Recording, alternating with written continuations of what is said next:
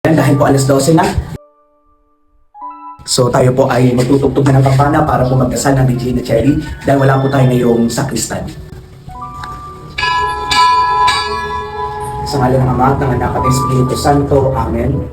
O Reyna ng Langit, magalak ka. Alleluia.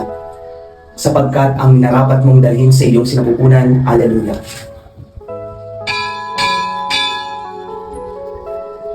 Ay nabuhay na mabuli, na gaya ng kanyang sinabi. Alleluia. Ipanalangin mo kami sa Diyos. Alleluia. Matuwa ka at magalak o Birhen Maria. Alleluia. Sapagkat tunay na muling nabuhay ang Panginoon. Alleluia. Manalangin tayo.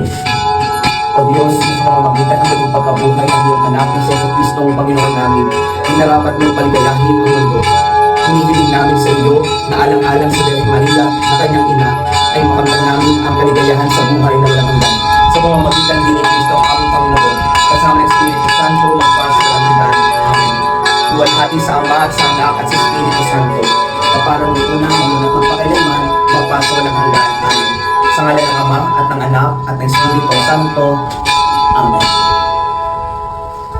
Yun lang po. God bless and keep safe.